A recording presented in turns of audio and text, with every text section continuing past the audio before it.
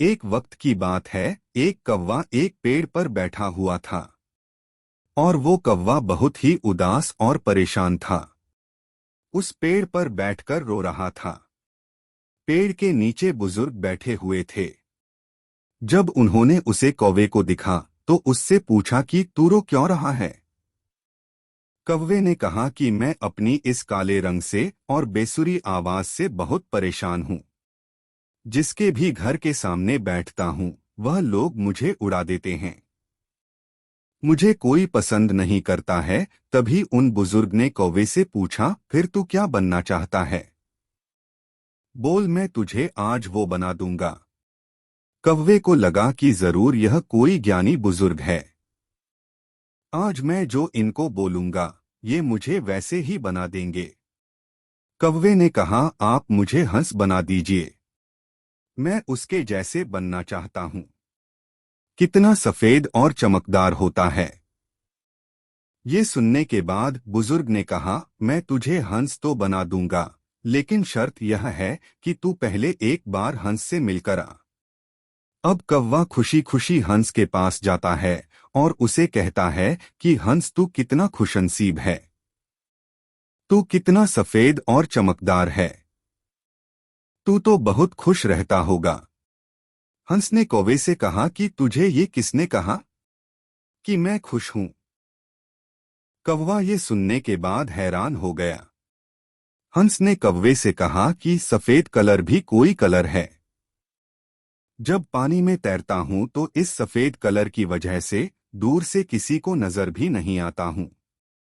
कौवे ने उससे कहा कि अगर तेरी जिंदगी इतनी खराब है तो फिर तू क्या बनना चाहता है?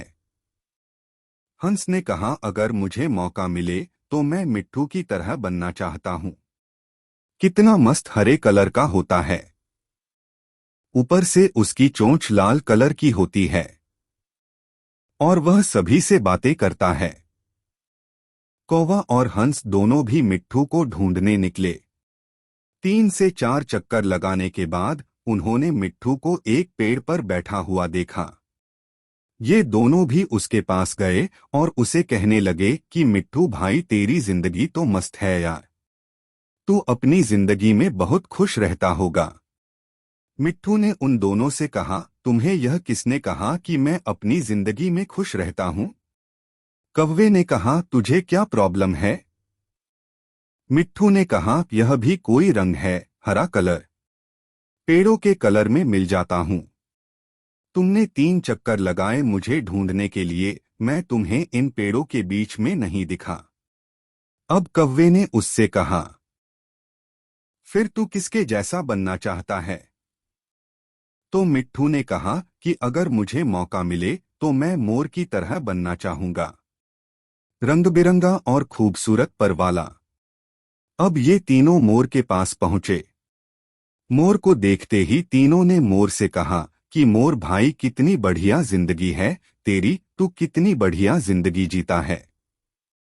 तू जब बरसात में नाचता है तो सारे लोग तुझे दूर दूर से देखने के लिए आते हैं।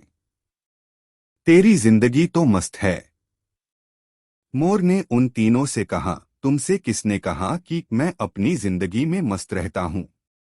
अब कौवे ने मोर से पूछा, क्या तू भी अपनी जिंदगी से खुश नहीं है? अब तुझे क्या प्रॉब्लम है? तभी मोर ने कहा, अब ध्यान से इस आवाज को सुनो, जो धीरे धीरे हमारी तरफ बढ़ रही है। कौवे ने कहा, ये किसकी आवाज है? मोर बोला, शिकारी की। हर वक्त हमें शिकारियों से बचकर भागना पड़ता है। अगर किसी शिकारी ने हमें पकड़ लिया तो हमारे एक एक पर को हमारी बॉडी से नोच लेता है, पूरी खूबसूरती हमारी छीन लेता है। फिर कौवे ने मोर से कहा, फिर तू किसके जैसा बनना चाहता है?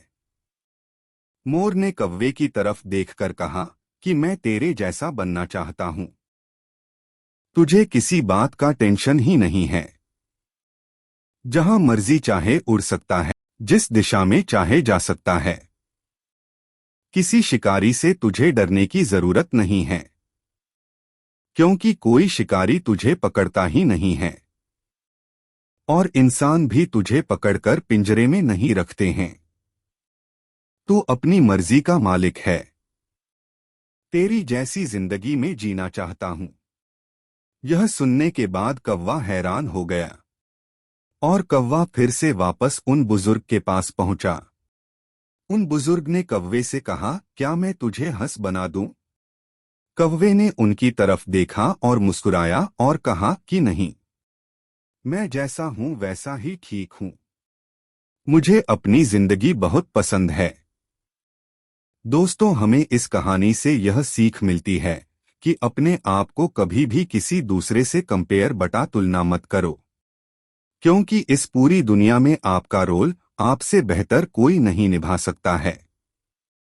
दोस्तों, सूरज और चांद के बीच में कभी कंपैरिजन नहीं होता, क्योंकि दोनों भी अपने अपने समय पर चमकते हैं। और जब आप किसी दूसरे इंसान से अपने आप को कंपेयर करते हो तो यकीन मानो आप अपने आप को ही इंसल्ट करते हो।